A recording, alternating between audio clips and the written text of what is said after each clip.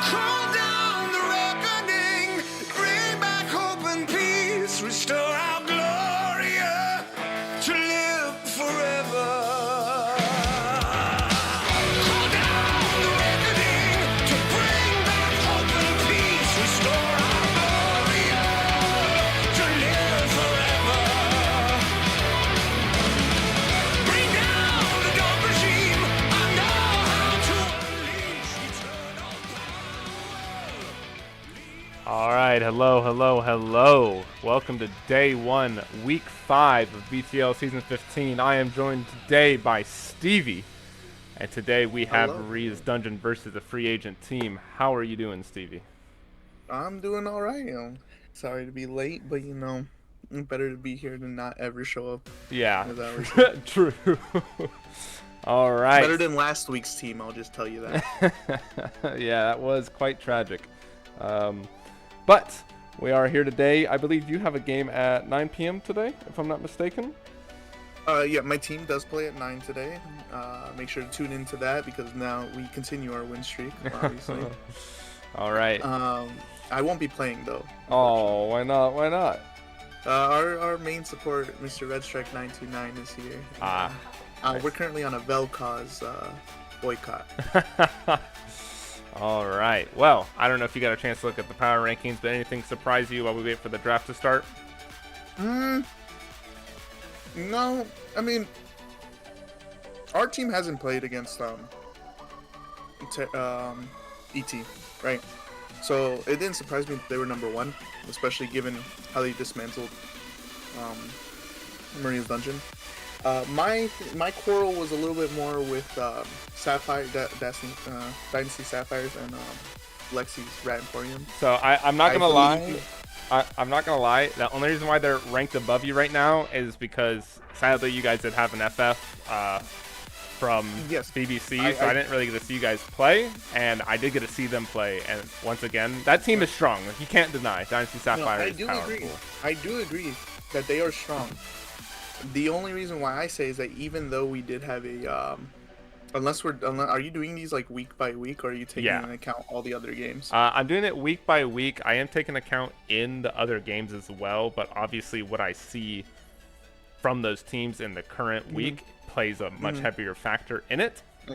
Because you guys did 2-0 them week 1. I did notice that, but we did dismantle them. I would say. But I felt like Vel'Koz. I felt like they were a lot weaker week 1. They had some stuff they needed to work out, and from what I've seen, they've constantly been improving.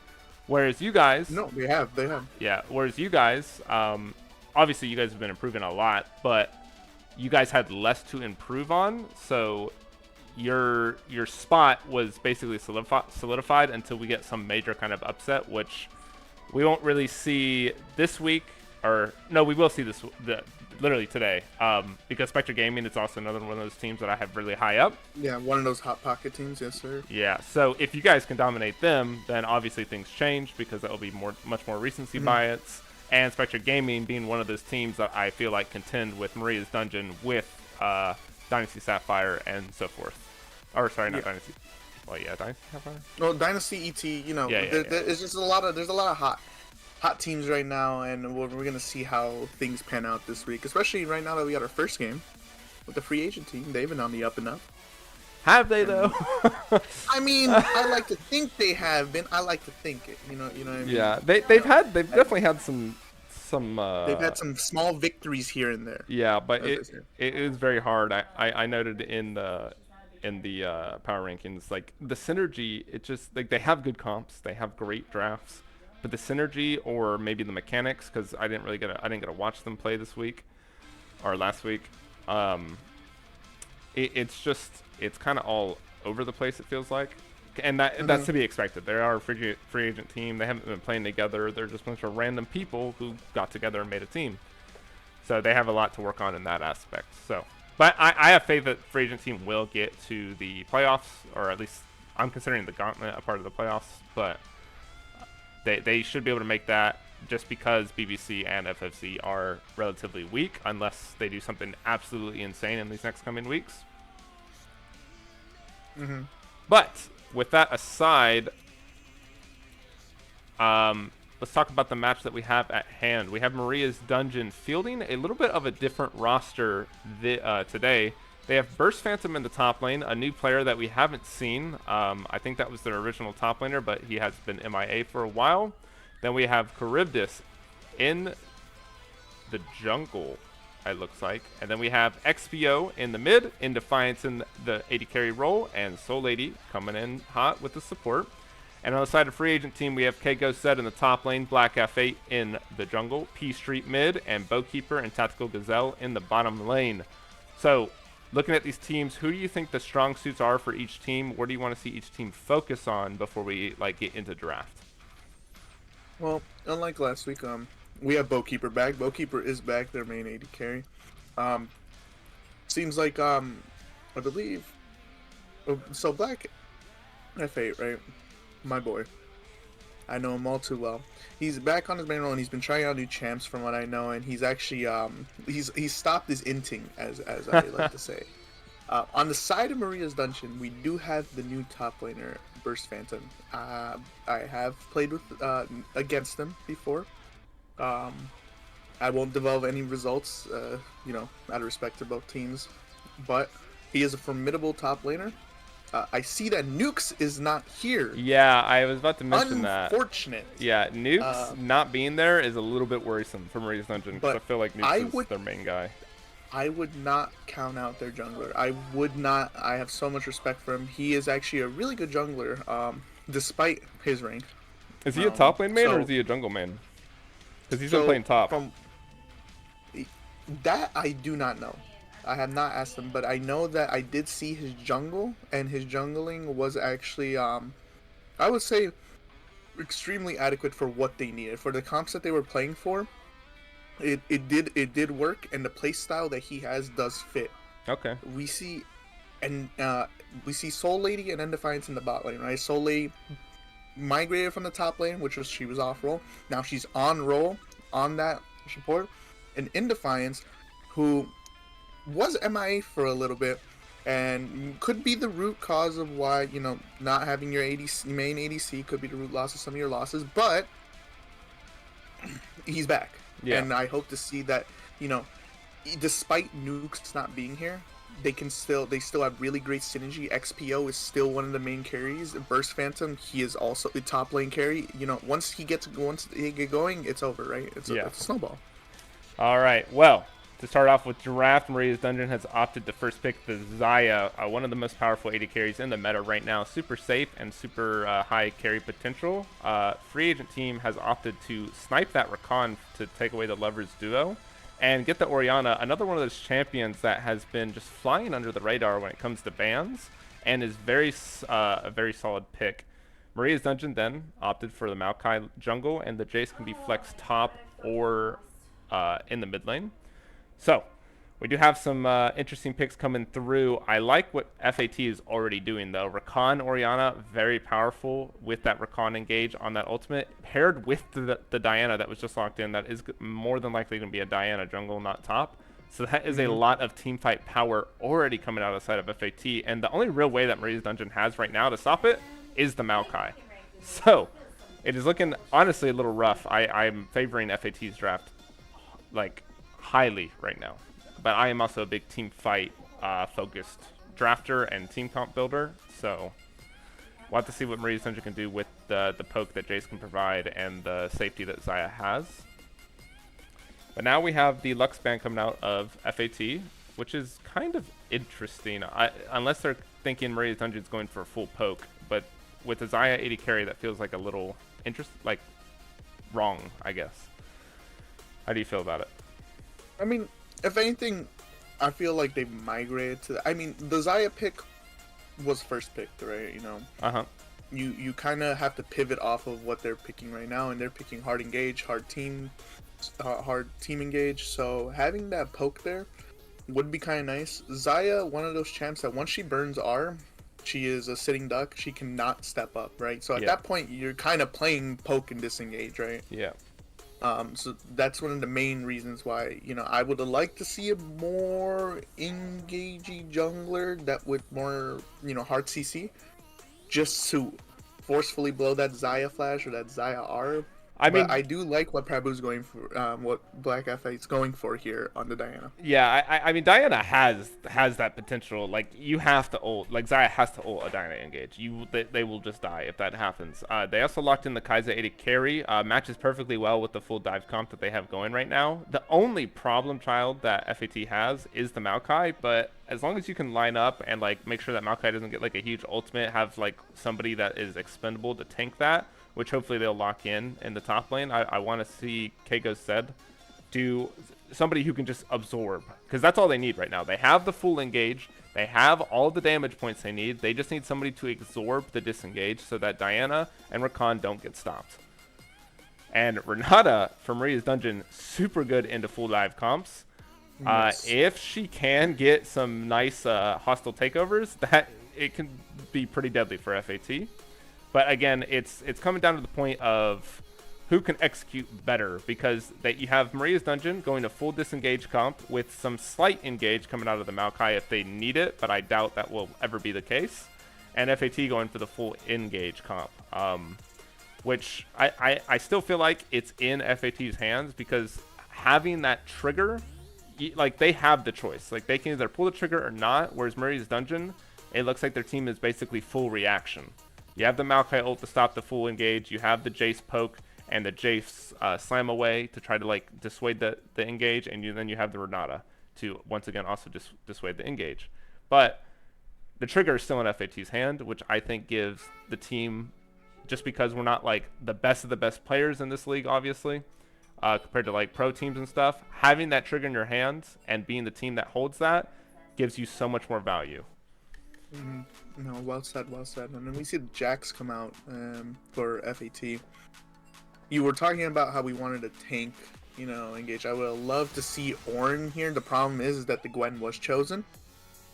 Yeah. So, because despite, trying not to lose the lane, super hard. And keep in mind, I don't know how he's played, but rank sometimes does speak for itself. And a Master's top laner, is scary. So, you want to even out that lane and not, go 08, 010. But Yeah. Ornn would have been an amazing pick, because despite being 010, he still provides reliable CC. Brittle damage. He's still like 2 forms of CC. Engage. Yeah. Because you have so many forms here that you could Rakan engage.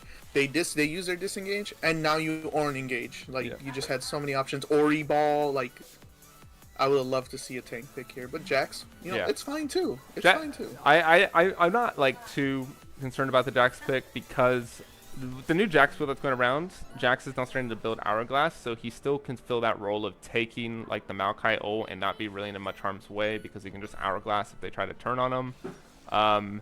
He also takes reduced damage in his counter strike against AoE abilities, which is super important for Jace poke and for Gwen Q, because both those abilities, despite having super high single target damage, they're both AoE abilities. They both can hit large areas in the battle. So he's still taking the 25% reduced damage during his counter strike. So Jax still fills the role that they need. If Jax wins the lane against Gwen, I don't know how this matchup goes. I haven't actually seen it. Then that's just that's a further plus. If Jax falls behind, at least he can still be there though to take a hit, because that's at that point that's all he can do. Oh yeah. Yeah, I do totally agree with you. It's all gonna be. I feel like this is gonna fall. It's gonna be a team fight. Yeah, whoever. But the thing is that like Maria's Dungeon is going to be all reactionary, right? Yeah. So if FAT decides to NA 50-50 Baron, and they're prepared for it, I don't think they come out of this alive. It's going to be a really slow game, I feel like. There's going to be a lot of farming. I don't think there's going to be a lot of fighting. I don't know if Black F8's going to do his signature, I'm just going to go into the jungle. He might. If so, you might hear me say he ends. But hopefully, we get to see a really nice game here. Really, it looks like it's going to be nicely paced, especially in the top lane. Top lane's going to be that one lane that will be a little volatile. Yeah, 100%. So, before we get into our break, who are you giving the edge to in game number 1 between Maria's Dungeon and Free Agent Team? I want to say Maria's Dungeon is a lot easier to execute, while FATs is obviously harder to execute, but has if they have no fear, then they can win this. All right. Well, I am actually on the opposite boat as you. I think FAT's comp is a little bit more easier to execute, minus the top lane matchup, just because being a reactive gamer it has its downfall. Whereas FAT's comp, they're all doing the same thing. It's just go. But we will see who's right and who's wrong after this. After we get onto the Rift. So don't go anywhere while we load up, and we will see you guys soon.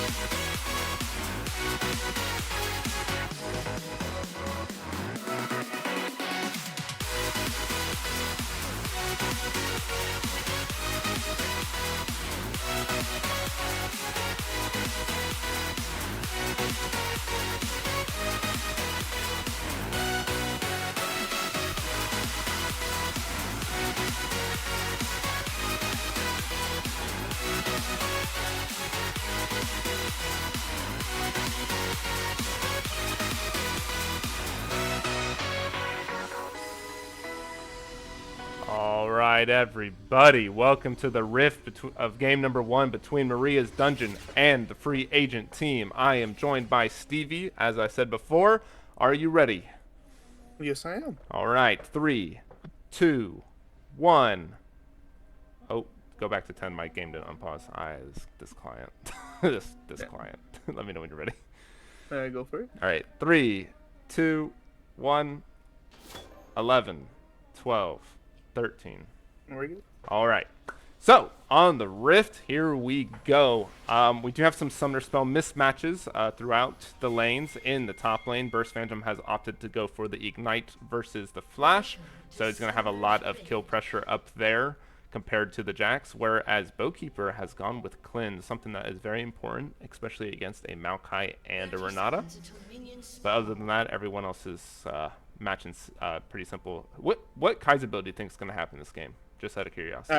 I think we're seeing lethality. All right, you There's like no way that we don't see lethality. Maokai isn't really the tankiest of the bunch. He sure is tanky, but we also do have plenty. I mean, yeah, I say lethality. They need some AD other than Yeah. Jax. All right. So are you predicting the lethality into like the semi AP build, or are you predicting like full AD? The semi AP build. Okay. So, other than that, everyone else should be doing pretty standard builds. I don't know if Makai's gonna go for the demonic embrace. I'm kind of curious if he's gonna go like the full tank route, like Radiant Virtue into like Abyssal Mask or Sunfire Kick. They do have plenty of damage, so I wouldn't be plenty of poke. So it's not like Maokai really needs that damage. Yeah. I think Demonic Embrace is a good item. As first item is still really good. Because not only does it allow him to clear faster, it also gives him a little bit of skirmishing early levels. Yeah. All right. So junglers starting on opposite sides. A little bit of a quick trade here on the Soul Lady. Ooh, the passive proc by Bowkeeper gets a lot of damage down. But both junglers starting opposite sides. Diana's opted for the top lane clear, whereas Maokai did the bottom. So looks like the focus for both teams is going to be a little bit different. But Keiko said it's going to have to get out of there after Ignite was dropped by Burst Phantom. But that Jax damage is kind of scary already. And Jack's not really phased by this because Diana's already coming up. Yeah. So, and with Ignite down and not even level 3, does she have W? Yeah, and here comes the engage. The counter strike goes out, hits the stun, and Black F8 is going to be here to get the kill. First blood over to the Jax. That is a great start for the free agent team. Very well done. And here we go, the signature invade. He knows that Maokai is going to be here. Is he going to try and kill it? Ooh, Soul Lady is in trouble. Gets flashed on by the Rakan. Ignite going down, and that's a kill picked up by Tactical Gazelle. And in Defiance is not going to be able to get the trade. No, unfortunate, but no sums used on the side of Maria's Dungeon. Yeah. We're going to spot out the Maokai here. Ooh, a nice route here. Defiance could look for something, but it's not going to be enough. Yeah, I'm surprised Soul Lady didn't pop Flash or a heal went down to save her. Like, they just kind of let her die. Which is not, I guess it's just to the Rakan, but it's not something you really want to be doing, especially when your team is very reactive heavy. You cannot be falling behind, because if you have to react to a team that's 5,000 gold ahead of you, you're not going to have a fun time. No, and one of the scariest things to react to is going to be this Jax if he starts getting even more ahead. Because Jax is just going to side lane. He has TP. So, who can match Jax in the side lane here? The only person being probably like Gwen and maybe Jace. Yeah, but if Gwen gets or if Jax gets the lead, I don't think Gwen's ever going to be able to win that 1v1. So, if we don't pour resources up here, I mean, resources needs to be poured to both sides, right? Zaya needs to be fed, Jace needs to be a little strong, Gwen needs to be strong. Jax already being 1-0 doesn't really help. We do have a gank, a flash forward by Charybdis to get the route onto the Orianna. Is it going to be enough? A nice Q to push her back. And now Peachtree is in danger. We have a fight happening in the bot lane while that chase continues on, but I don't think Peachtree can get out of this. Wow, a fight in the top lane as well. This camera has gone all over the place. Can Peachtree get out, though? He is trying. He's trying to execute, I think. And he just might be able to. Does he get it? Charybdis is here. No, Peachtree, don't walk into him. The flash forward by the Jace to get the EQ, and that's going to be a kill secured. But yeah, a lot of action already in this game. You were saying this is going to be a slow game. These teams are like, nah, we're ready to fight. Yeah, I wonder who read the script. I wonder who did that. Personally, if anything, the faster this game goes, the faster we go to game 2. Currently, F18 in a really nice position here. Yeah, up 2 kills already. They're getting some pretty decent shoves in. We hopefully will see a pretty early dragon just because of the amount of control that Bowkeeper and Gazelle have right now in the bot lane. So yes, the amount of wards currently in Maokai's red side jungle is astronomical right now. Yeah, Maokai is not going anywhere without the enemy team knowing, that's for sure. Well, they know he's gonna back here, don't they? No, they don't. Oh, a nice, what is that ability called? The handshake.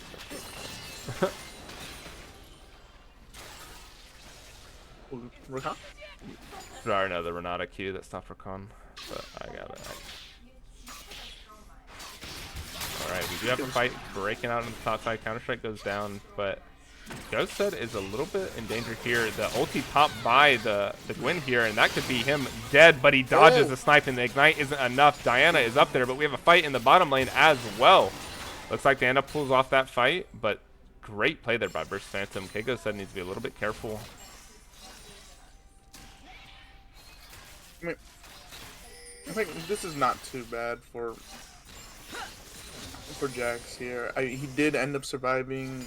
Sums are down. She's gonna have to walk back to lane. Yeah, he also has a nice freeze. That's gonna be a lot of XP denial and a nice catch up on the farm because Gwyn was kind of pretty ahead in that farm. The first dragon's gonna be going over to Maria's dungeon, so great on them. They saw the Diana top, and they're like, "This is our moment," and that's gonna be a Mountain Drake going over to Maria's dungeon.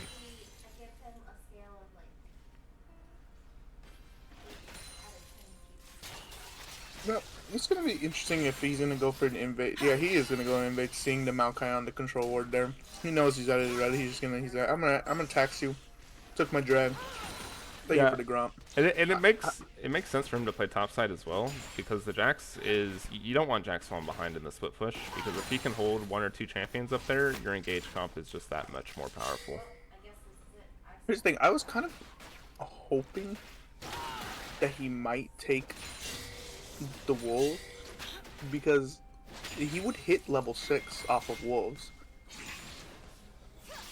But would he be able to turn a fight with Jace having prio?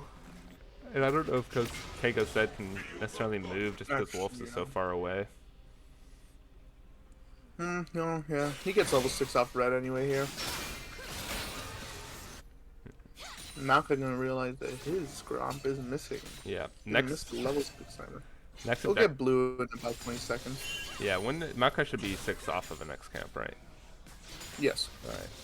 Next objective is going to be the Rift Herald. It's the only one on the map right now. I think free agent team, if they want to continue to hold the tempo, they need to make sure that they get this, or at least fight for it if Maria's Dungeon goes for it. They have their ultimates, they have their and those key abilities that are needed to win them the fights, and Soul Lady does not have the hostile takeover quite yet, and won't have it for a little while. So it gives your comp the best chance to win these fights. I'm currently looking on the bot side here. Not warded. Just pretend like there's no jungler here. Alright, we do have the rift started by Maria's Dungeon. Yeah. Did he path from the blue by any chance? I do not recall. No, I think he pathed from the mid pixel, the pixel ward. I don't think he was spotted here, but they are playing very safe. They know something's up, and that is going to be the Herald going over to Maria's Dungeon. So a lot of tempo loss here after a pretty solid start for the free agent team. It is a lot of tempo here, especially now that, you know, Jace has this Orianna under her turret with a lot of pressure. Maokai having Herald, he's just going to open up this many, and she's going to back here. Yeah, it's kind of dangerous. Maokai She has started the TP. back. Yeah. Yeah, Maokai's going to opt to back as well, so nothing crazy going to happen in the mid lane with the Heralds. And I kind of want to see the Maokai drop the Herald top. I feel like with the Maokai ult and the Gwyn ult, they can definitely dive this Jax, just because they're able to reset the turret aggro so well. And if you can get this Gwyn ahead massively on this Jax, there's no one going to be able to stop her. Oh, and Knight, you're right. Like both teams have the same problem with their top lane. If one of them gets massively ahead, the other team cannot stop him. But we do see Maokai in the bot brush in the alcove, while we have this little quick trade in the top. Can he get the angle? Bowkeeper and Tactical Gazelle are going to be pushed up here if they're not careful.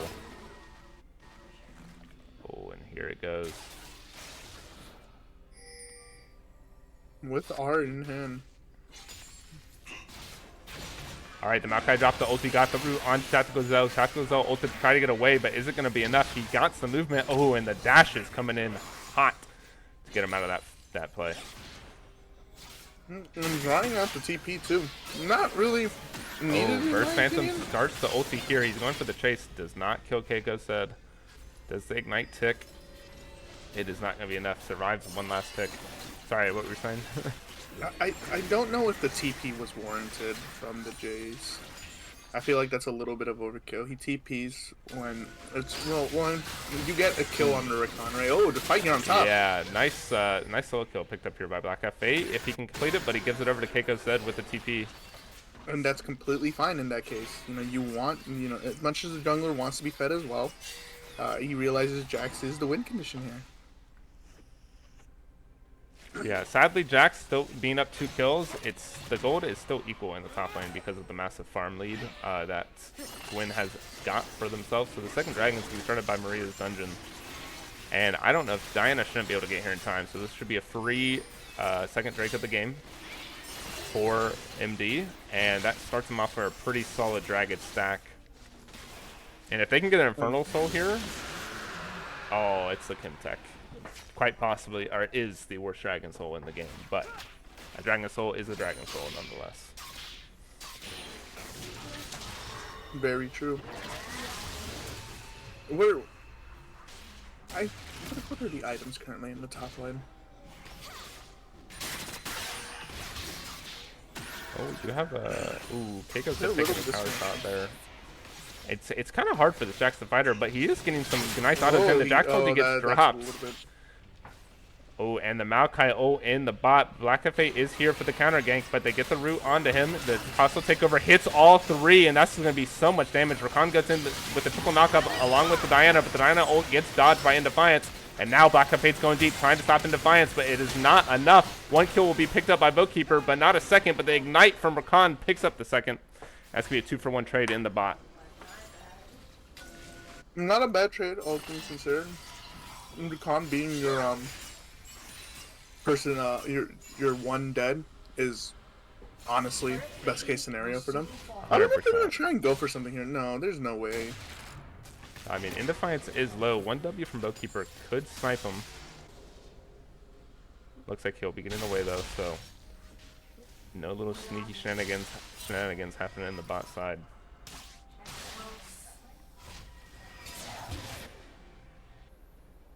Indefiance gonna opt in to stay here. Now back. It's gonna leave things in a little bit of a undesirable position for Indefiance when he comes back to lane. Yeah, I mean the bot wave state isn't terrible. He kind of just neutralized it, but he'll be getting back a little bit later than Boatkeeper, so maybe Boatkeeper can try to force a freeze on the wave. But this Jax on the top side is taking a hammering. His ult notably does not reduce the Q damage from Gwyn when it's centered because of the true damage. So if he's not careful, he is getting chunked, as we've seen a fair few times. But now Soul Lady kind of misstepping there, gets knocked up by Tactical Zell while Boatkeeper is fighting in defiance. But that fight is going to be given up. Maokai coming by here. He's on vision. He's on his own vision. It just looks like it's their vision because of the ping. No, even the red one. Oh, okay. Well, thanks, Riot. Yeah. Indie developer guy. Well, actually, gonna take that vision away now. It's gonna be replaced by my own. In the top lane, Yeah, we see Diana. Oh, No wait. dive. I thought we were going to see a dive there, but Diana took the last cone over the wall. I feel like they had a lot of potential really there. dive it? I mean, she has no flash. She's half HP. I think they have a chance. They have a lot of damage. What's Jack's health at? Oh, yeah, they actually do. I feel like that's totally doable. but I can definitely see the concern because if it does go bad, that would put Gwen so far ahead, it's not even funny. But now in Defiance getting a short little trade here. Bowkeeper ults forward. He's trying to get this kill. It pops in Defiance ultimate, but he gets charmed by the Arcana. That's going to be a kill picked up by Bowkeeper. So great engage, great look, and a little bit of a greed from in Defiance. You know, a lot of times it's these situations where you get, you know, caught up, and especially in these 1v2s, right? You gotta learn how to. I mean, I'm sure one could argue he played as safe as possible, or as safe as he could without losing a lot. Yeah, he probably thought he was safe with the ultimate, but Rakan is pretty good at sticking on top, and it's not like you get a lot of movement speed, but a nice quick dive there by XBO and Burst Phantom for a great shutdown.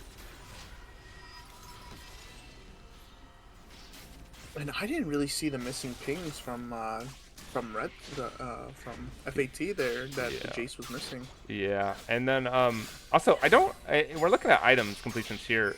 Xayah has opted for Stormrazor Rush. Not my favorite thing in the world as an AD carry main. She needs the Kraken Slayer to keep up in damage. So that is a pretty interesting one to go for in Defiance. Kaisa here, not really opting into the lethality that I thought it was. But she is AD, which is what the team needs, so... Yes. Well, especially if... You know, if she is a hyper carry, can she beat Gwen in a team? Like, if a team fight situation were to break out... In a 1v1? Currently sitting at... No, setting right now. As items are right now, everything is right now. Team fight-wise, FAT wins, right? I mean...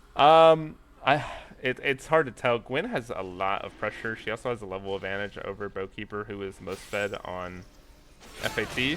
But we do have a little bit of a fight breaking out. A TP's dropped by the Jax. He's going to be out here alone. He can't stop, but he does pop the counter-strike to dodge some autos. Is it going to be enough? Bowkeeper is getting dove right now by Burst Phantom, and Burst Phantom's going to pick up one with a hostile takeover, controlling the other side of FAT, and it is absolute domination for Maria's Dungeon. And that was just not the time to TP. He thought there was action, and it turned out bad. And that will be the third Drake getting picked up by Maria's Dungeon. And now, even though the gold's even... Yeah, but right there is what you saw, what I was talking about. Burst Phantom is super hard to CC in the first place because he can dodge so much with his W fields. And he got right on the Bowkeeper, and Bowkeeper just couldn't get away. Quite unfortunate here. This is just, it's one of those situations where, I mean, you have to place, this is why I was saying, you know, Maria's Dungeons, I thought their comp was easier to execute because you just, you know, Gwen W, Gwen is immune, Maokai R, and then, you know, Jace post, you know, you just play for when you think is best. You play the long game. Yeah, 100%. I definitely think it helps that in terms of mechanic-wise, it really feels like the top and mid have got it locked.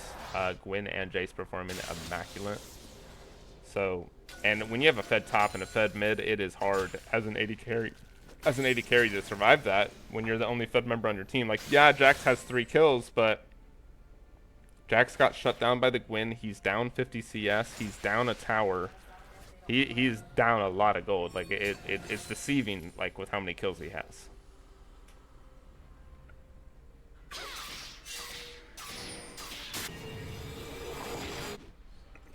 Notice in the chat. Jesus, that Jace is CS. Hold up. Yeah, Jace. I just saw the comment. Whoa. That man was watching a skill caps video. How to get 10 CS per minute every match. All right. Not much happening here. We got Burst Phantom. I honestly felt like Burst Phantom could 2v1 that right now if he wanted to. Oh yeah, no, 100%. We're about to see it probably here. The knockup does miss, and now he's just getting some free damage on Tactical Gazelle. Tactical Gazelle going to be dropped down to half. The ultimate from Burst Phantom's going to pop. Isn't going to be enough, though. The damage comes through. That's 1 kill picked up. Can he get a second? He has to run a flash forward by Bowkeeper, and it's going to be a 2 for 0. Burst Phantom with a great outplay. Flip it. That's just unfortunate that just not even able, like, you know, not even able to secure the kill, just I was 100 health off.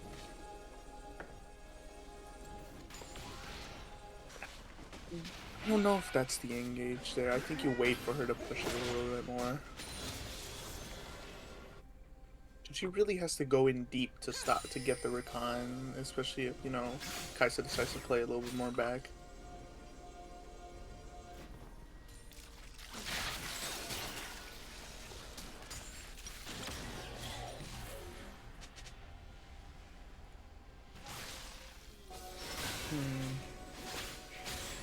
What's coming up in a few seconds? Yeah, sorry, give me one. I'm trying to figure out how to show gold here. Oh, maybe it's this. Oh, you want to know your hotkey, the hotkey for it? Yeah. Well, I don't have. Oh, there we go. I got it. All right. So yeah, so looking at the gold, Quinn is up 2K. Gwyn is the gold lead for the side of Marie's Dungeon. Jace is also up about 2K, whereas Diana and Bowkeeper are both up about 600K. Or sorry, not 600, 600. I mean, yeah, what was a super close game. You know, it started to just inch away. Yeah, and it's really showing like the synergy between FAT's attempted engages, like the TPs, mishaps and stuff, are really starting to show like their lack of that synergy, whereas Maria's Dungeon is just on top of it. They see the Jax TP, they rotate onto him, they get him out of the fight, they see him topside, they force fights in the bot. They're just making sure that they're all on top of things. And then in about 45 seconds, Soul will come up. And, you know, if you're FAT, you need to contest this. Either that or you clear the vision in the Baron pit. Unfortunately, you give up the Soul and you quickly do the Baron. Or, on the other side, if you're Maria's Dungeon, you just do the Baron when Dragon's up because you know they have to do Dragon. If not, then... Ooh, a nice handshake on the Tactical Zell. Tactical Zell could be in danger. Has to pop the ult to get away. And that is a pretty big ult to lose here. But a TP onto the Baron. Burst Phantom has spotted this out. We do have a little bit of a tuffle. Can they get it in time? They're going to have to make a turn here. And just Burst Phantom's presence alone is enough to push them off. And they're going to go in after. Yeah. The counter-strike onto the Gwyn. The Maokai ulti comes over. The hostile takeover hits 3, hits 4. That is a lot of damage and a huge shockwave, but no damage to follow it up. And now Tactical Zell's on the back. He's low. He's trying to get more. Gets the knockup on the Indefiance, but Indefiance stays alive. Keiko said cannot complete the kill, and that's going to be a 3 for 1. And now Peace Street's down as a 4 for 1, and that is going to be the Baron and the Soul going over to Maria's Dungeon. When I said go for Baron, I didn't mean before the Dragon was up, right? You have to know that they are on Drag, and then you do the Baron. Like, I don't get it. I don't understand why NA teams 50-50 the Baron so much. I swear to God. Yeah, it is. It is not a good look. Not a good look for FAT. You just wait. That's all you do. You wait until you have confirmation that they're at Drag. And then you do the Baron, if that was your play. In this case, I mean, I guess they have to be engaged, and then like I said, you know, Maria's Dungeon is a reactive team, so they see it, they go over there, right? Because they're so far ahead, that they're just like, you know what, we could just fight for Dragon later, and this is exactly what's going to happen here. Yeah. FAT knows they have to fight for this Dragon. I don't think FAT can. They're gonna try though, but I don't think they can. It is gonna be a bloodbath. It was a bloodbath at the Baron, and Dragon's an easier objective to take. And this time, Maria's Dungeon team is here. Nice handshake onto the back, getting away. The Tactical Zell is trying to get something, but just gets blown up by the Gwyn damage.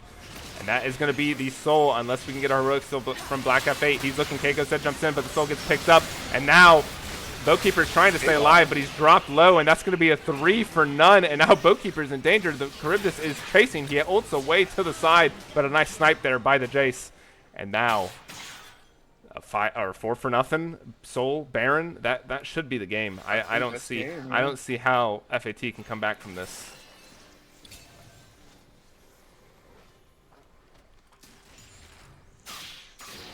I mean, it's just unfortunate, right? You just like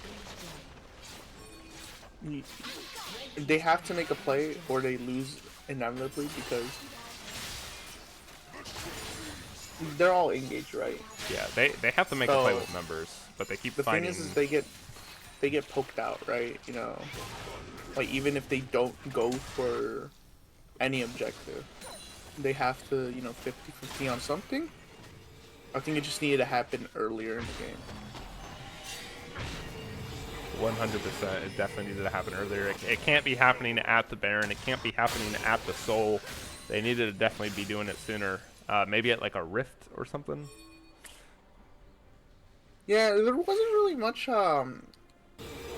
objective fighting from FAT. They kind of, well, I mean, not to be fair to, FAT, the times where the objectives were done was when, Diana was spotted topside.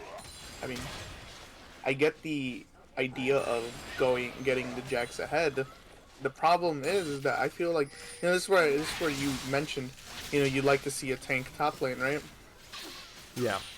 Especially, I don't know personally. I don't know the Gwen Jax matchup.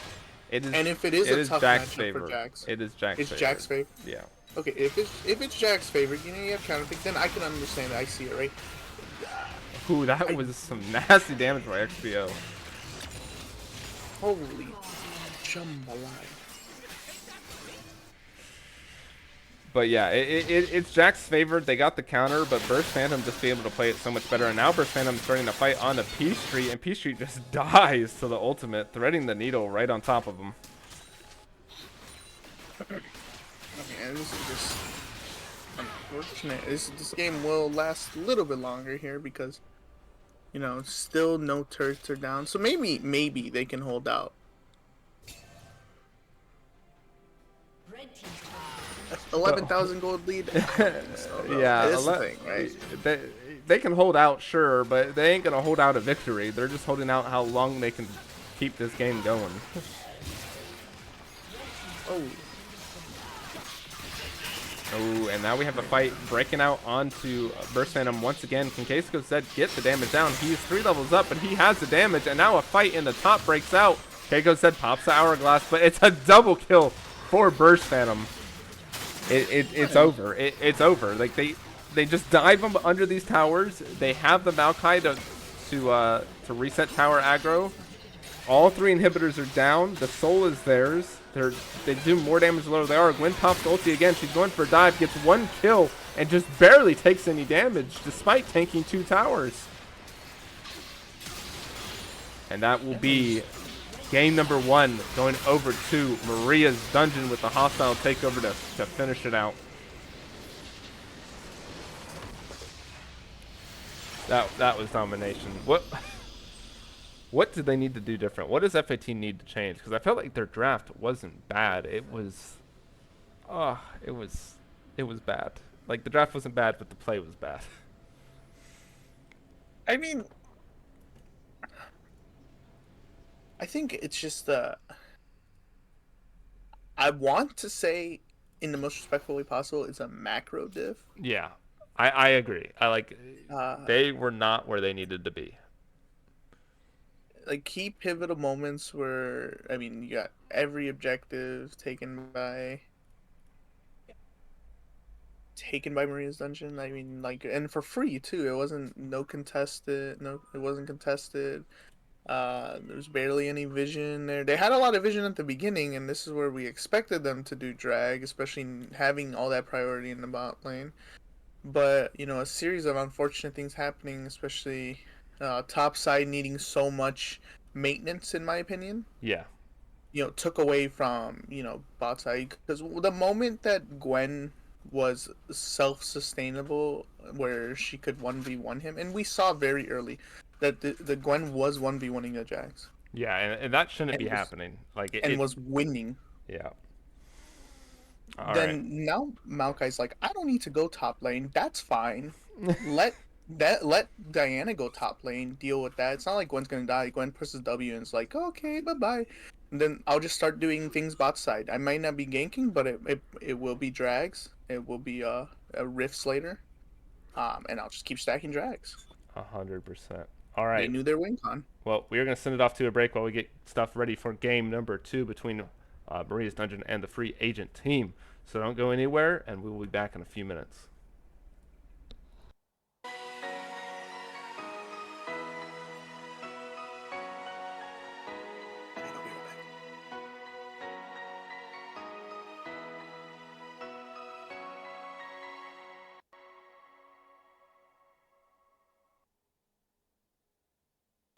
I'm on my own, broken alone. I feel the rain crashing down all around this empty town. I'm searching for the lost and found, but you don't care, you're unaware. Keep moving like the scars aren't even there. It's in the air like a blazing flare. Don't stare 'cause the flames will burn us. I thought you were the one for me. That's why I gave you everything. Held you close by the stormy seas. Oh, you meant the world to me. I used to kiss your head when you cried for me. Hold your hand while the pain was over. Keep you warm by the roaring sea. You meant the world to me.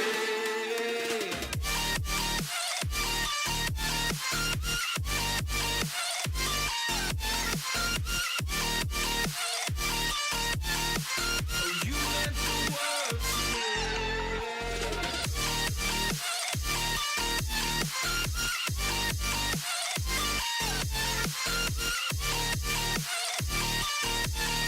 Oh, you meant the world to me. My darling dear, you're never here. When I'm in pain, you hide and disappear. Like shadows in the atmosphere, charting the stratosphere. Yeah. I prayed for you and kept you near in hopes you'd chase away my fears. I'm on my own, you made it so, and now I'm chasing nightmares too. I used to run with you through the great big leaves, laugh at you when you laugh at me. Hope for us because I believe the home was just you and me. I thought you were the one for me. That's why I gave you everything. Held you close by the stormy seas. Oh, you meant the world to me.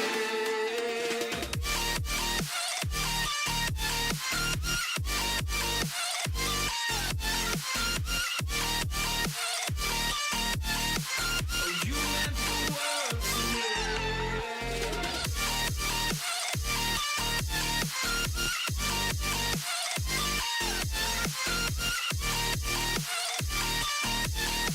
Oh, you meant the world to me. Oh, I'm gonna do this on my own. No point in blaming you, you did not know. Oh, I thought you were the one for me. That's why I gave you everything. Held you close by the stormy seas. Oh, you meant the world to me.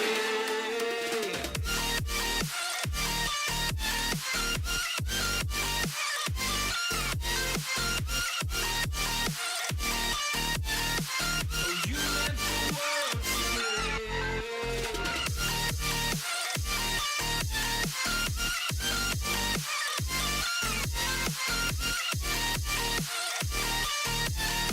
Oh, you meant the world to me. Oh, I'm gonna do this on my own. No point in blaming you, you did not know. Oh, oh, I'm gonna do this on my own. No point in blaming you, you did not know. I thought you were the one for me. That's why I gave you everything. Held you close by the stormy seas. Oh, you meant the world to me.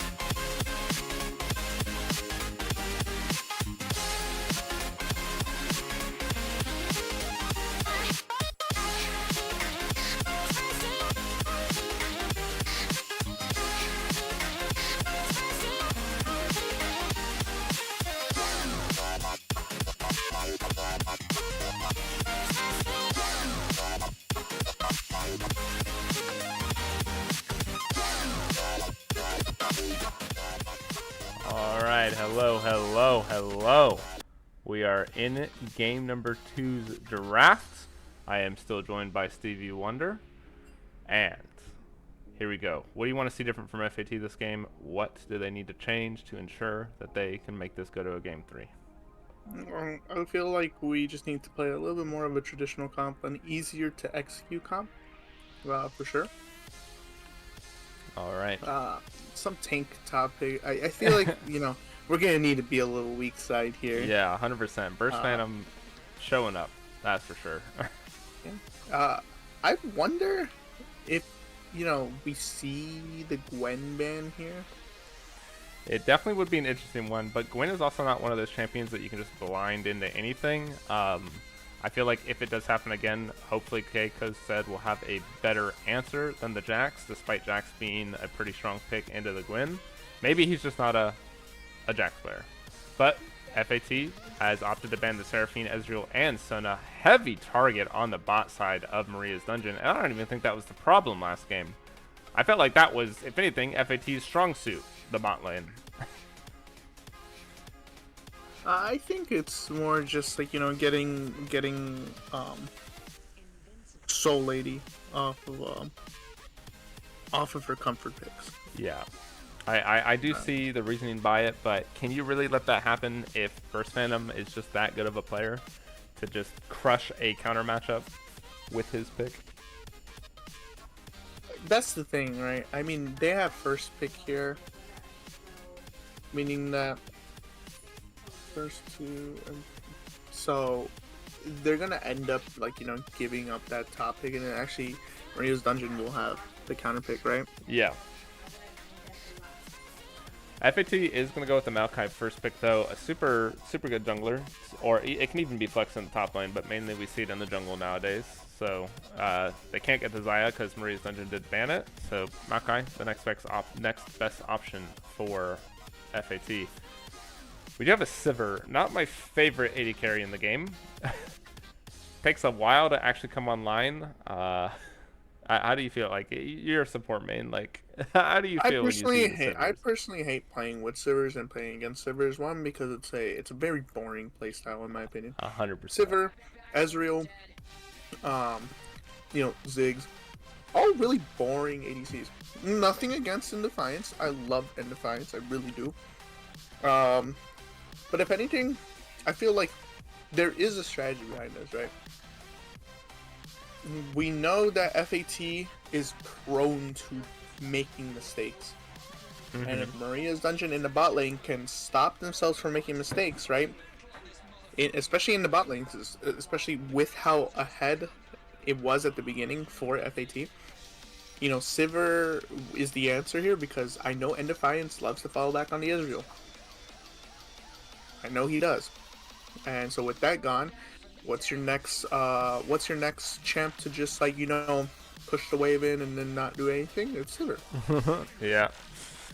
Maria's Dungeon is going to pick up the Sejuani for the answer into the Maokai. Sejuani, a great champion to be focused around the top side of the map, and honestly, I agree with it. If Burst Phantom, if Indefiance and Soul Lady can play safe in the bot, don't die to Bowkeeper and Tactical Gazelle too much, Burst Phantom can carry, and playing a champion like Sejuani allows those melee top lane picks to just dominate the matchup even more. FAT going to get the Lissandra and the Samira answer into the Sivir. If Samira can get some kills on the Sivir, it is going to be bad. Yeah, this is... Sorry, go ahead. I mean, this is just going to be I feel like, this is also going to be another engage. And then the Janna coming out, especially predicting this engage in the bot lane, because if there's one thing Samira needs, it is engage. Yeah, 100%. I'm curious if this could potentially be a Maokai support angle. Maokai does really well with the Samira, can dodge the tornadoes, and kind of gets around the spell shield activation of Sivir because, yeah, she can block the W engage, but she can't block the Q follow-up. So either way, that Sivir is going to get CC'd one way or another. The other answer would be Alistar, another champion that can just counter Sivir completely. However, Alistar has a little bit more struggle against good Janna players. Maybe they'll abuse the fact that Soul Lady has way higher ping than everybody else because she is playing in Korea. So Alistar could definitely be an angle. Otherwise, you just got to make sure that you lock in a support that has some form of CC to pair with the Samira, so that Samira can get those chain engages with her passive, mix in with her ultimate. I'm trying to remember my boy's jungle roster, and I don't remember Maokai being on there. Who, Black F8s?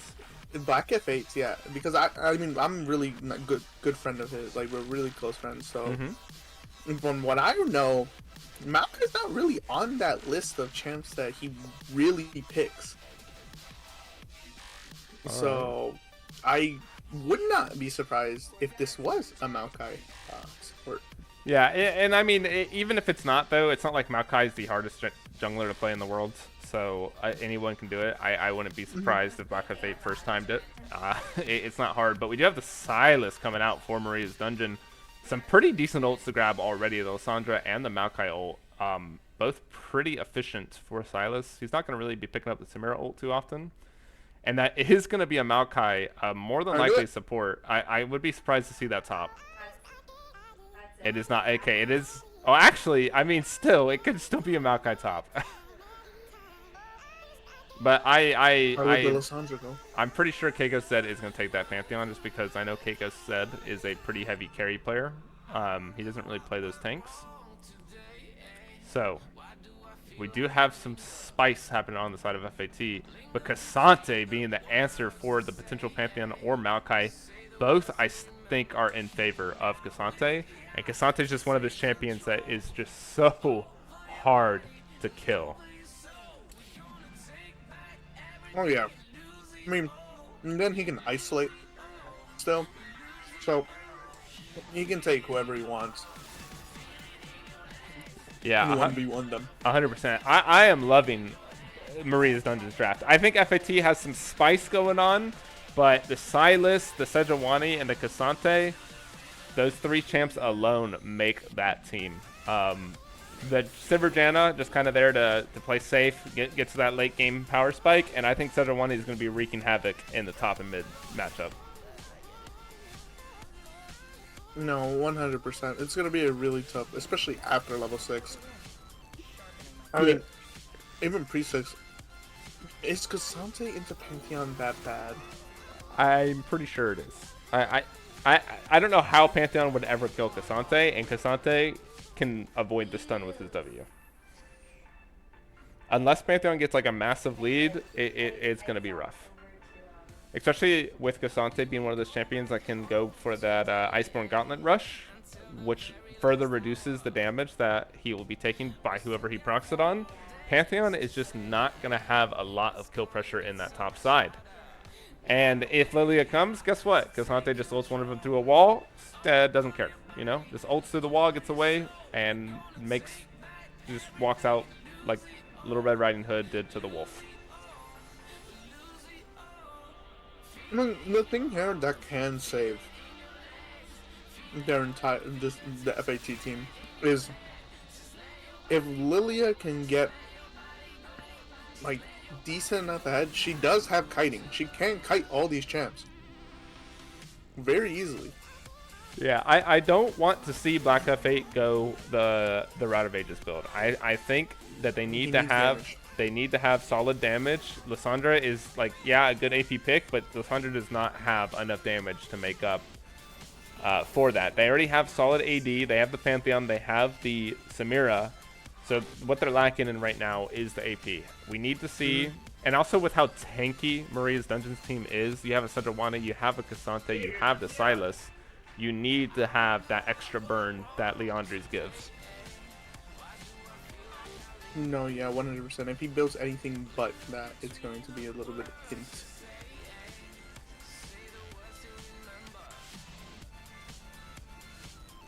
All right. So, we got both teams here. Who are you giving the edge to? Right now, at the moment, it has to be Maria's Dungeon. The draft is better. All right. I do agree. I do agree. Maria's Dungeons definitely has the more simple comp to do. And they have a lot of ways to stop Samira, the Silas, the Sejuani, the Janna Tornadoes, the ults. And Samira is really the focal point along with Lilia. If Lilia can get a lead, FAT has a chance. But I think if Black F8 can't play the way he wants to play, it's going to be tough. But we are going to swing it off to a break while we load into the Rift. We will be back in roughly 3 minutes, so don't go anywhere while we get ready for Game 2 between Maria's Dungeon and FAT. Dude, you not hear me?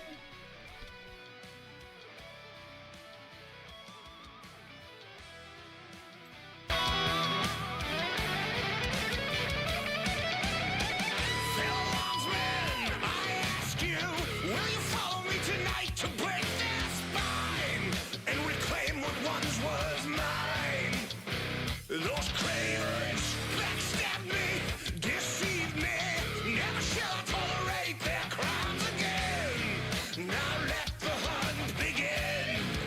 Yeah, 7,000 souls scared and daunted, such a tale of woe. Not too long ago, this village was a golden scene of hope. Call down the reckoning to bring back hope and peace, restore our glory to live forever. Yeah, bring down the dark regime. I know how to unleash eternal power. Lead us to order. I am the light bringer. Yeah. I am the light bringer. Now listen, fellow warriors, I ask you, should my campaign come to an end? There's way more to avenge. Whoa! 50 million souls living in this realm without much hope. Not too long ago, this kingdom was a golden state of hope. Yeah!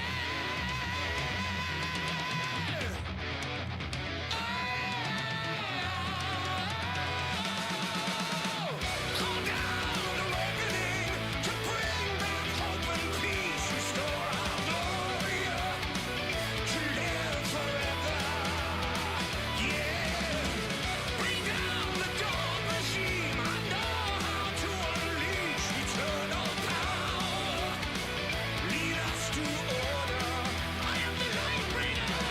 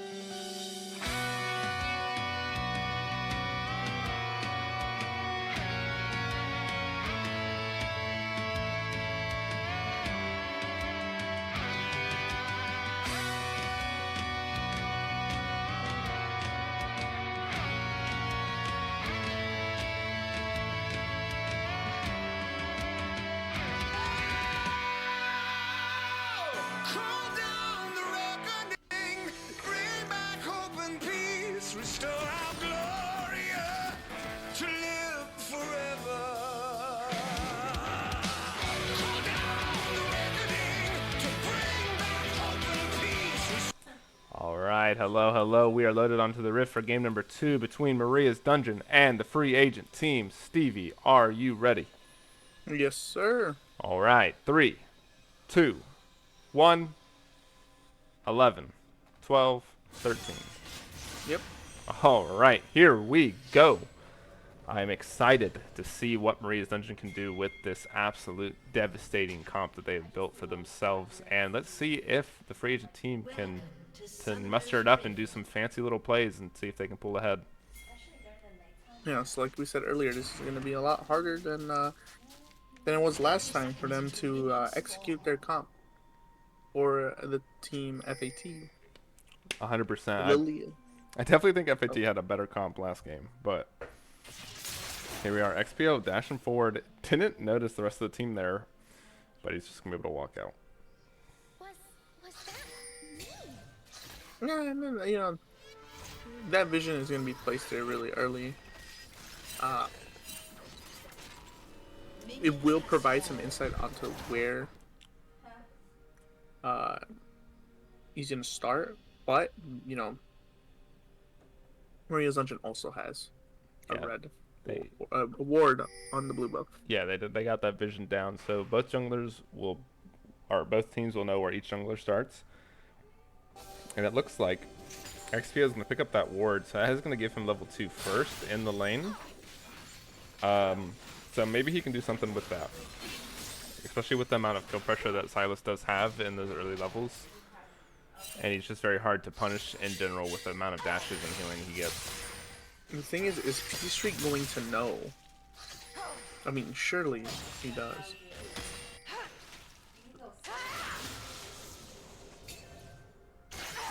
Well, P-Streak playing it smart, plays back, even though XPO got that level 2.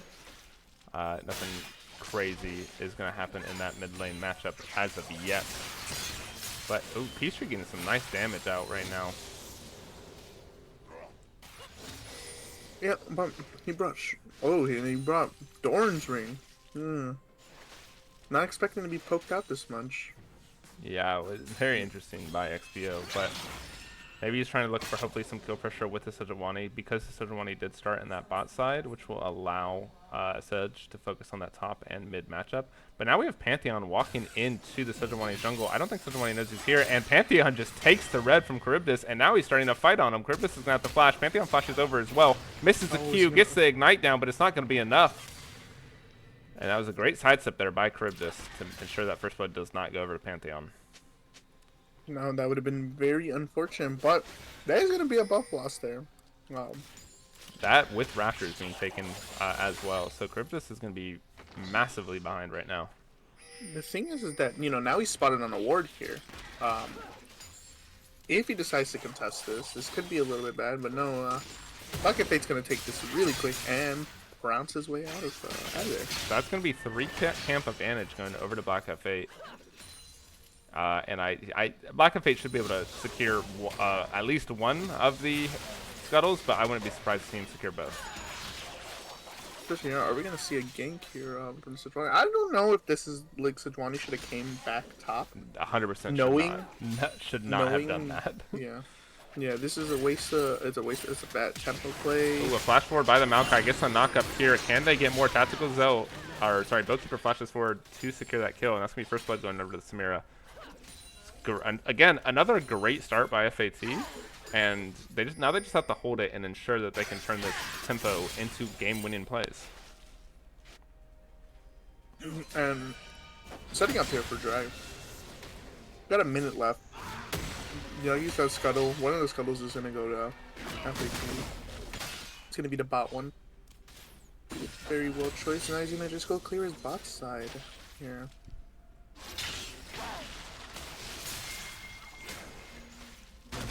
I feel like, I mean, we're seeing the same thing we saw game 1. FAT in a nice position. Yeah. You know, bot lane already getting going. I mean, here's the thing, right? Can Samira just solo bolo this entire team 1v5 if she gets fed enough? It's going to be hard. They have a lot of ways to stop the Samira ulti, and Samira is very reliant on that ult. But, I mean, as long as she buys time and ensures that Lilia can get to that late game, then it should be fine. Because Lilia can 100% 1v5 this enemy team. And that's going to be key. These early dragons are also going to be key. Yeah, we'll have to see if FAT can actually turn their advantages in the bot into dragons. That's going to be extremely important. Actually, top lane. He's actually in a nice position. I think we are seeing, what is that, Iceborne Gauntlet Rush? Yeah. We will be seeing that. So, you know, K-Ghost just needs to realize, hey, I just gotta farm up and look for my plays mid, and look bot with R. All right, we do have the dragon started up by FAT, so they are on a much better path than they were in game 1 already. They're doing that objective fight. P-Street's just gonna take a nice little trade and get out with the Z, and that would be the first Drake of the game for FAT.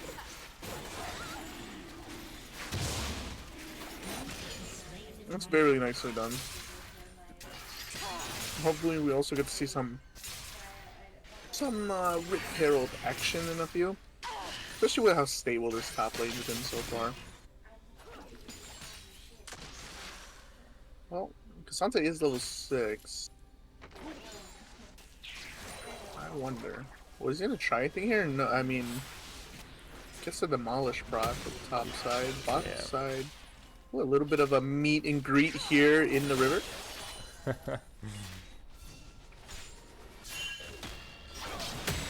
I Burst Phantom is going to struggle a little bit in the early levels just because the Pantheon's high damage, but once that Iceborne Gauntlet comes in, then we should start seeing a lot more. But he does have the farm advantage right now. P-Street's going to E forward.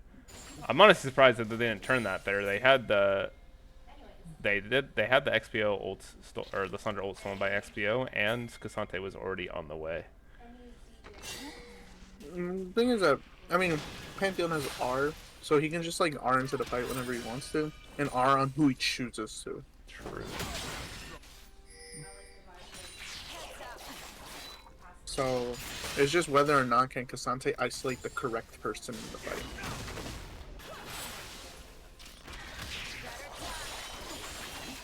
And whether also his positioning on the isolate needs to be important too, because, you know, just the same way as last game, they just turned on the Jax because you just TP alone. If this isolate goes in the wrong spot and Pantheon's able to hold out, or like Lissandra R, where she comes invulnerable, and just heal, you know, then Lilia just prances her way over there and just starts, you know, it becomes 1v1 until it's 1v2.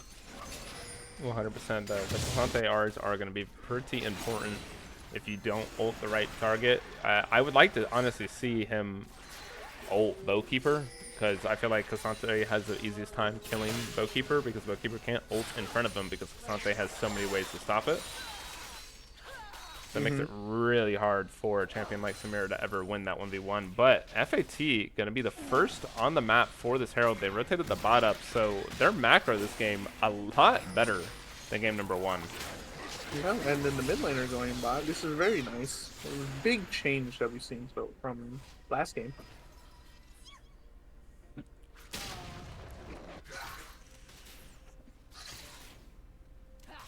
mean, where do you drop this Herald at? Probably in the bot lane.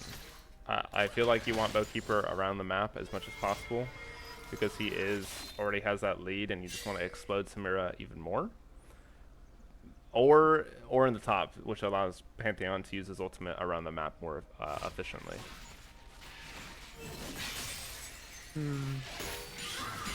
What is the current score at? 1-0. That's just 1-0.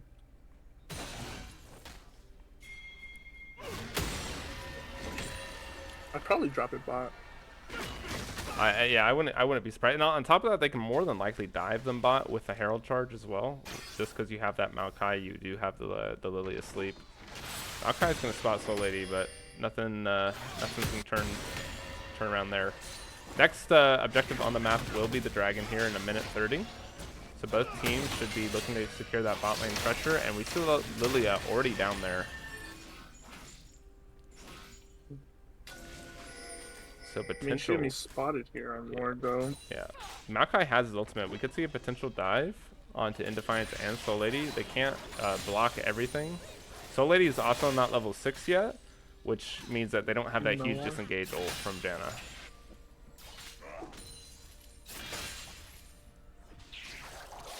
I'm really gonna see some action here. The Maokai ult did the drop. He flashes forward onto Indefiance, gets the root on him, and Indefiance flashes away under the tower with a TP from Cassante there as well. So it's now a 3v3. Black Fate is in danger. The sleep goes down, sleeps 2, but Black Fate's going to be brought down to 1. 1 kill picked up for the side of Maria's dungeon, and now Bowkeeper and Tactical Gazelle are in danger. The Samira ulti goes out, but the Cassante ults to stop it, and that's going to be a triple kill picked up by Burst Phantom. And that is not what you want to see. Well, I feel like okay. The idea to dive here is not a bad idea, in theory. Especially since you know the jungler appeared mid, right when the fight broke out. Yeah. The problem is that you don't know where the Cassante is.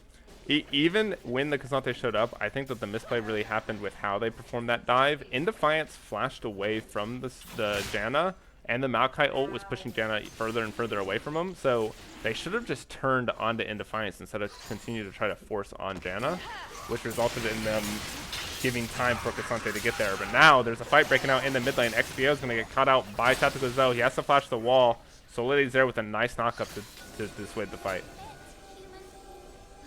And that's just a signature genre disengage, right? You know, if I don't feel like fighting here, I'm just gonna tornado. Yeah. And this game has notably shifted. Now he has Ice for it. Yeah, Charybdis managed to sneak that dragon, but he is going to die as a result. So that's going to be a kill going over to Black F8. But they stopped the dragon stacking. So great play there by Maria's Dungeon despite losing the kill. And it's not going to be the end of the world, though. No, but Cassante is just, you know, is nicely ahead here. He's nicely situated, even though he's down 14 CS. It doesn't matter. He already has Iceborne. He cannot be killed by this Pantheon. Pantheon's going to have to look elsewhere. Yeah, until until he gets Black Cleaver. Once he gets Black Cleaver, he does still have a fighting chance there. First tower of the game going to be picked up by Bowkeeper, and it's going to be solo gold. So it's going to be about 600 gold going into his pockets. If we take a look at the gold, he's at 5,000, while Sivir is only at 4,000. 1,000 gold lead. That is a nice component there that could turn the fight. And with Cassante not having TP right now, I think it's ideal that... What's coming up right now? Well, I don't see any big objectives coming up. That's the unfortunate part here. TP going out some bot. Already the switch here happening with the Samira and the Lissandra. Yeah, it makes sense. Peachtree is a safe enough mid laner on Lissandra to ensure that they can play a super long lane. And now Bowkeeper blocks the Sejuani ulti with his W. So great reaction there, and this will allow Maria's Dungeon, or sorry, free agent team to start pressuring other areas and get more plates. I mean, yeah, especially like, you know, you have 30 seconds left in this lane, so we're going to need pressure. And then top lane here, Black F8's going to be looking. Yeah, first Phantom jumps forward. They should be able to if he can't get an ult through the wave to isolate. And that's going to be a lot of damage, but now he's there. He tries to get the ulti, but it does not go through. A sleep Cassante to get him out, and XPO is here to make sure that he doesn't die. Yeah, very well done. That's a nice play there. And now we have a fight breaking out here. The Soul Lady's going to pop the ult to push him away, and the Sivir ult's also going to be popped. Unfortunately, everyone's rotating here, and they're a little caught out. Yeah. Tactical Gazelle going to get caught out here. Tactical Gazelle going to get dropped by Sejuani. Nice kill pick up there by XPO, and they're going to try to continue this chase potentially. But now Black F8 is here. They got to be careful.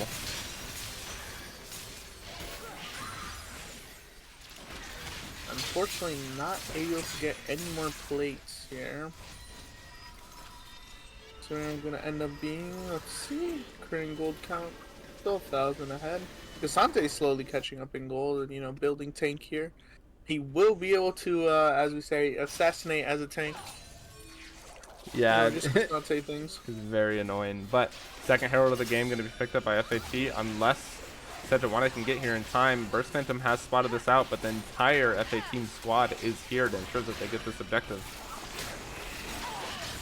Very nice macro play here, ensuring that we get objective here. And, you know, do we want to open it up top side? Or do we just want to open mid up? I feel like opening mid up here is the play. Especially with the next objective being that dragon, you want as much control in the bot side jungle as possible. And having that mid tower gone allows you to secure that control.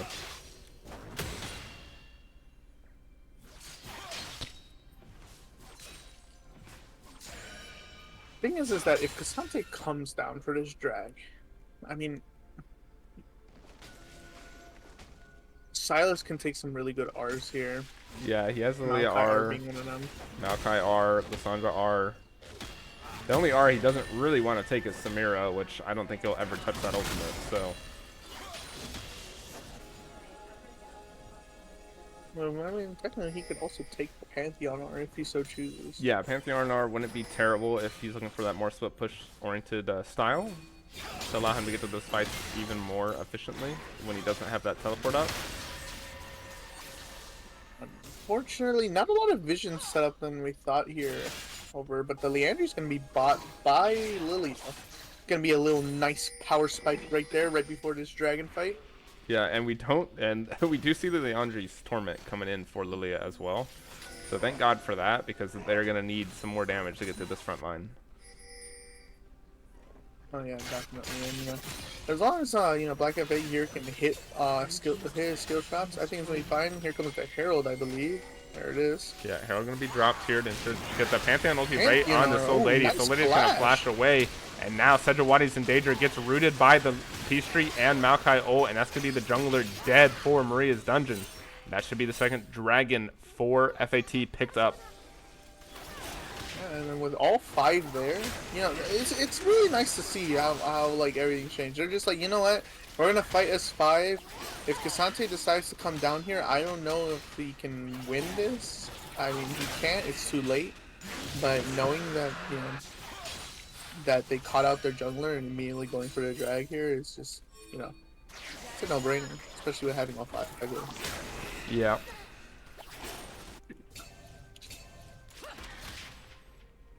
The thing is Bowkeeper could be in danger here. He's going to get pushed away, and now Bowkeeper's going to get dropped down to half. He does have the ultimate, though, but I don't think he has enough. Misses the knock-up, and now Burst Phantom is in danger. He gets slept. Is it going to be enough? The Sejuani ult goes wide. Burst Phantom's dropped down to 1. The Ignite's ticking, and Lilia's going to get the kill with the burn. So, a little bit of a greedy play there by Burst Phantom. He thought he had the damage. He thought he had the burst, but it was not enough, and now he's just left as a Phantom. I'm sorry, that was cringe, but I had to do it. I didn't want to say anything. It just lines up so well, you know? Yes. Mid turret gonna fall there. The Cassante bounty there gonna go to Lilia. Yeah, it's a great pickup there on the Lilia as well to get that shutdown. That is something that, like, Lilia is the carry of this game, 100%. Like, she has the way to kill the tank. She's going to get that Demonic Embrace most likely second. And then probably finish it off with, like, a Rylai's for her core items. And then she's just going to be able to stick on top of this enemy team, and no one's going to really be able to touch her. Unless, like, a heroic Sejuani ult comes out. But even then, will they have the damage to finish her off? I don't think so. Peachtree could be in danger here. So it's going to be a trade of ultimates in the bots. But yeah, the disengage. But Lilia doesn't care about disengage, though. Like, she's just so fast. I'm saying that they have. Okay. So even if they do Sejuani ult the Lilia, I mean, you have Maokai R to just be like, alright, no you. Yeah.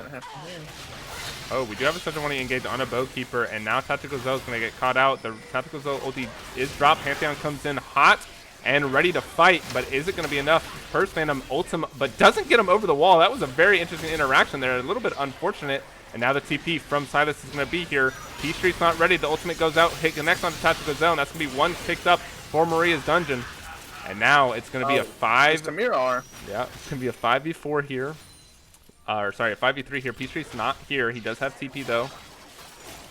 Bowkeeper has the ultimate. Are they going to try to look though?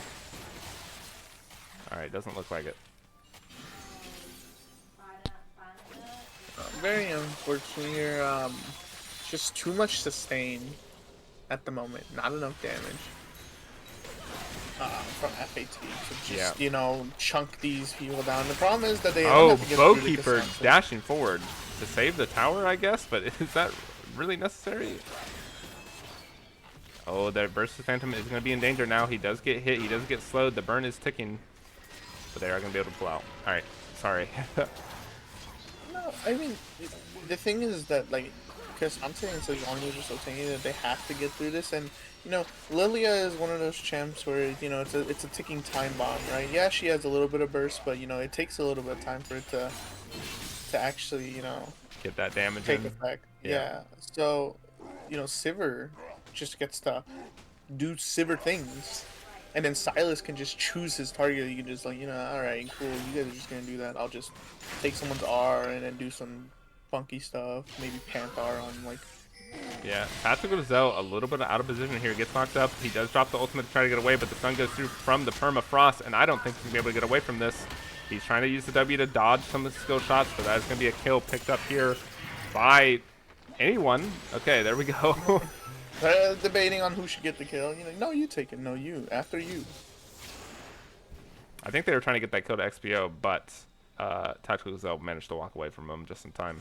But XPO did yoink that Maokai ultimate, so some danger could happen here if you can get the right angle. Silas scales really well into late game.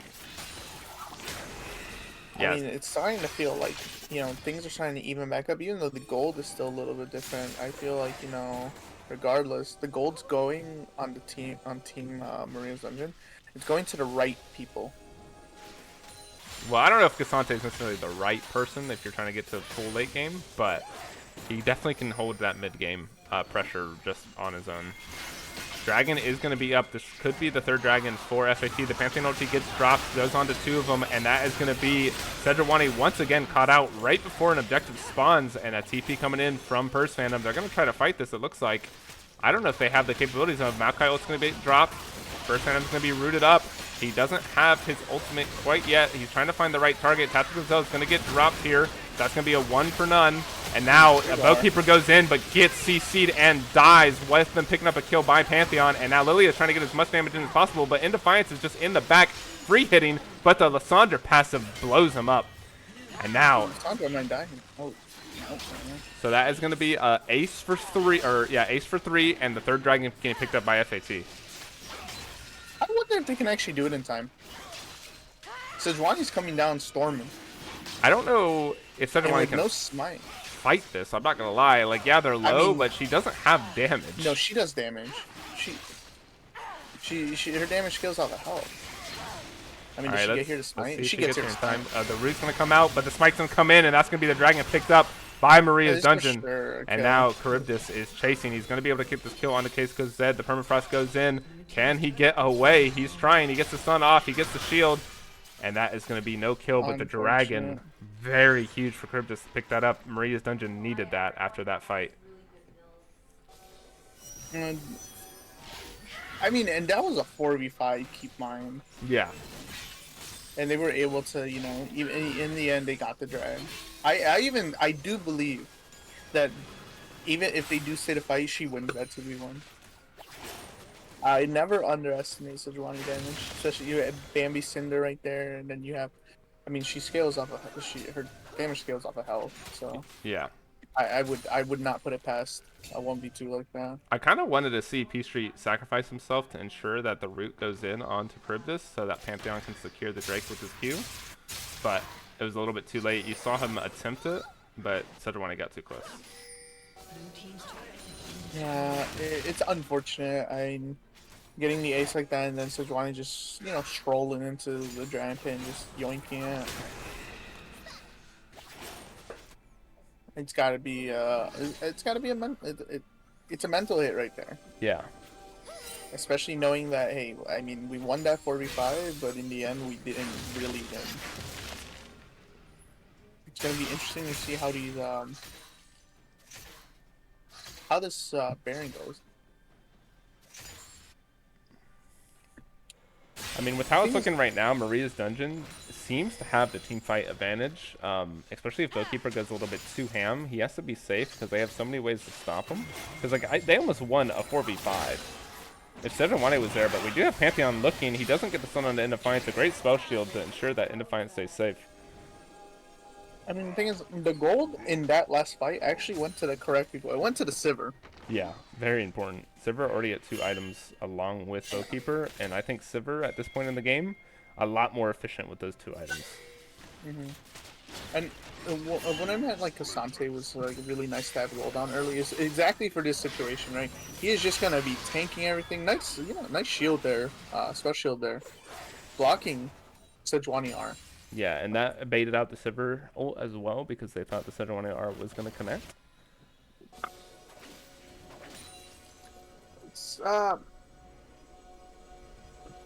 It's genuinely going to be. This mid game is going to be a who can position the best. I mean, we've been seeing Sejuani get caught out, and I think if Sejuani just doesn't get caught out, then it's just a simple win for Maria's Legend. Yeah, I would agree. Like the simplicity of their comp definitely makes them far superior in terms of team compositions compared to FAT. And as long as they can shut down Black FA, their damage is going to be lacking without Black FA being able to get what he wants. I mean, yeah, I keep failing to see Black F8's gold is currently 3,000 above the enemy junglers. Now, I know Sejuani doesn't need a bunch of gold, nor does she get a bunch of gold. She is a tank jungler. And we're going to see a little bit of a skirmish here in the river.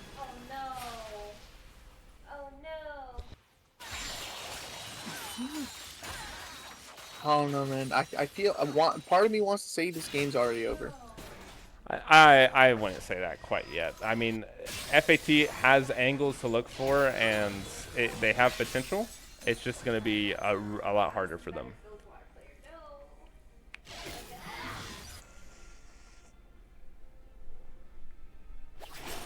It also is a lot harder as well, since they weren't able to secure that Drake to ensure that they get the soul point. But they have hope through Black F8. So yeah, I hope my boy can pull through here. We're gonna want to see. All right, we do have a nice Lissandra ulti onto XPO. XPO has to steal the ulti and steal himself, and now the Pantheon is here. He flashes away with the Pantheon follow-up on the flash. Sejuani's here to try to save him.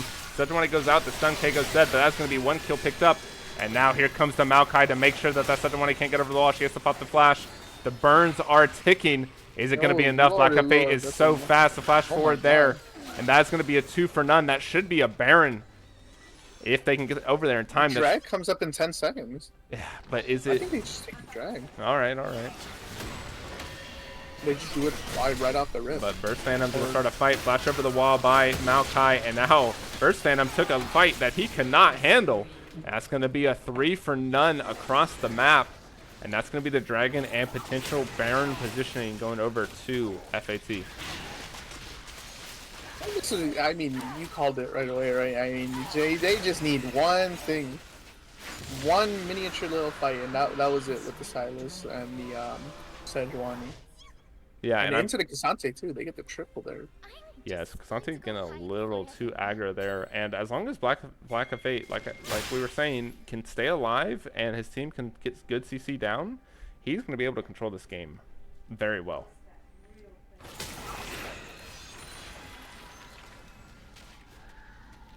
I wonder if Black F8's going to want to get a... I mean, he needs Rylai's next. I think he's going Hourglass to ensure his safety, which makes sense. Rylai's isn't necessary, especially when you have a Lissandra on your team. But now Cats Gazelle caught out. The Sejuani ult gets dropped, and Maokai's going to drop his ultimate in return, and now P-Street's trying to help him out with Black F8 on the back. But it's not going to be enough, and P-Street's going to get caught out by a TP, or he didn't even TP, he was just there. So that's going to be a 2 for none with the Baron being alive. And that is not what FAT had such good hopes, and that they just dropped it again.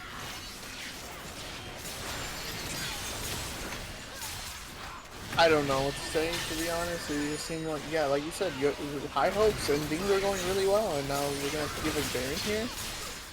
The one thing that they do have to play for is the soul. You know, honestly, Baron at this stage of the game for them, not the worst thing to fight against. They do have plenty of wave clear, so they can outlast this. They just really need to set up for drag. They need to be on point for this drag. Yeah, I just took a look at the gold. Black F8 is a staggering 3,000 gold ahead of Sejuani. Like, they need to be playing around their jungler and not get caught out. Like, Maokai, I get it, you're trying to get vision, bud, but do not step up into champions like Sejuani. Play with your Lilia, ensure that you have ultimate to set Lilia up and keep her safe, and that's all you gotta do.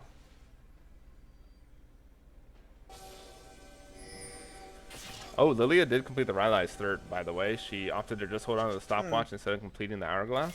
So we are going to see a lot of slows. That's going to be nice. That's going to be extremely nice, especially in these team fights. You want to slow things down in general. We do have a potential fight here. XPO has the flank. I don't think that they spot him. XPO takes the Maokai ultimate. He's going to drop it, and P-Street is in danger. Gets hit by the Sejuani ult, and he's going to have to ult himself while Lilia gets caught out by XPO. But XPO went a little bit too deep, so that's going to be 1 kill for 1.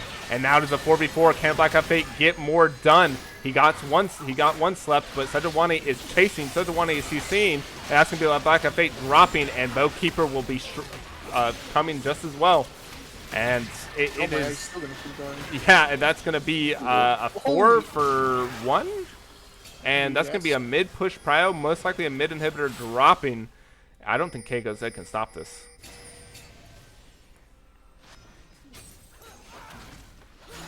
I think in that fight, I mean, you know, getting a really nice flank there by the Sylas really helps there.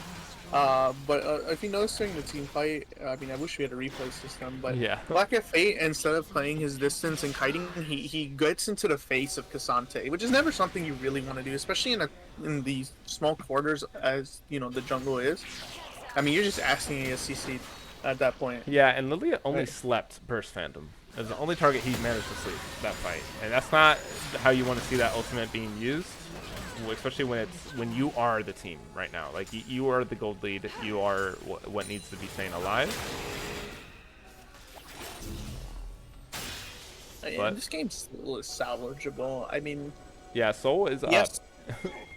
Soul is up. And it's gonna be hard. I mean, Abyssal Mask coming in, GA coming in from the Sivir. I mean, this is gonna have to be another perfect fight here, and what type of R will this Sylas take? The Sylas has to take a Maokai. Burst Phantom has the flank right now, but let's see what they can do.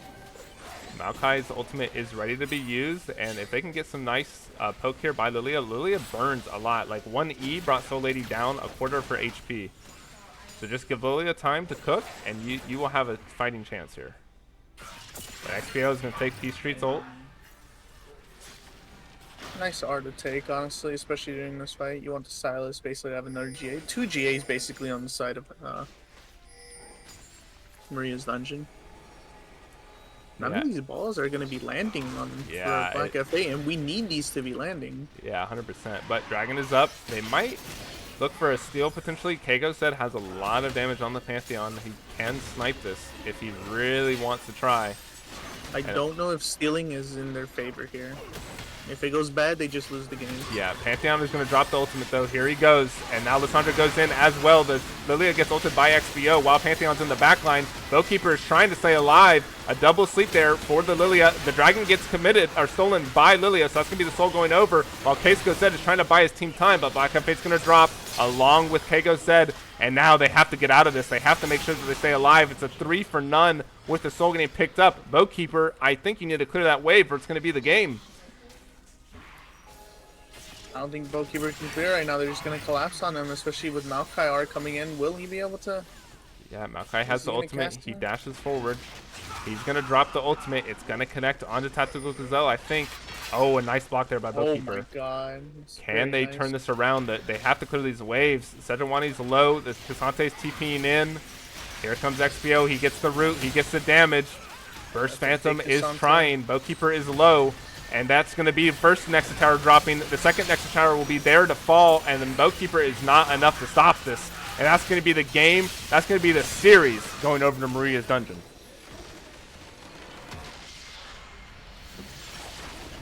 All right. I mean, there was hope. FAT had hope, but they just dropped the ball too often. So who's your MVP for this series? It's got to be Burst Phantom. Burst Phantom? All right. I'd say Burst Phantom. All right. Can we get someone to drag Burst into here?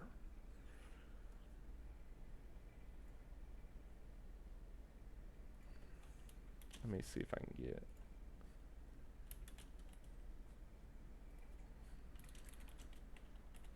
Can you drag? Whew. All right. All right. Hello, hello. Congratulations on the series victory, Burst. You are the MVP for the series. Yep. Thank you, thank you. All right. So I want to start out with your very first game, the Gwyn into the Jax. Yep. Not something that a lot of players are comfortable taking into that matchup because Jax is just relatively strong when it comes to Gwyn. But you managed to take control of that lane and ensure victory for your team. So what was your thoughts taking Gwyn? Thoughts? So I hate Jax. I permaban it in solo queue, so I was a little worried going into the matchup. Um, Fortunately, I've played against quite a bit of Jax players, and last year I was learning Gwen. I played this matchup a few times. Fortunately for me, I was able to freeze the wave on Jax, I think 3 or 4 times. I was able to eclipse a 30 CS lead on it, even with the Yeah. 2 ganks on Diana. So, Yeah, um, even when Jax picked up kills on you, that your CS lead alone was enough to stabilize the gold, which was very impressive, especially in that matchup. So, yep. very well And I played by got a you. huge flank on the dragon fight onto Kaisa, and we kind of just blew open the game after that. Yeah, and then in game number two, your bot lane was being dove, and you managed to TP and pick up yourself a triple kill. Yes, sir. How were the comms in that? What was the play there? Were you expecting to pick up a triple there, or were you just trying to deter the dive? I was not expecting a triple kill. Was just hoping to help out with the dive. My bot lane called that they looked like they were getting dove. Unfortunately, it was right as TP upgraded at the 10-minute mark. Um, I called so I could cover the TP. Since Pantheon was running Flash Ignite, he didn't have a chance to answer that play. Yeah. All right, Stevie, do you have any questions for our MVP of the series? Well, I think you kind of hit it all. Congratulations, Burst. You guys Thank you, cracked. thank You you. guys I like just to snapped give the all loss the streak. credit to my team, especially Charvadis playing tank duty in the jungle. He had some very good engages and picks for our team. Yeah, 100%. There was some great play all around from your team, and I'm glad to see you guys win. You guys were struggling a little bit in the last few weeks, but you guys managed to pull it out and ensure that you guys can keep that tempo going. So thank you for joining us. Thank you for everyone for watching and supporting these two teams. Thank you, Stevie, for casting this game with me.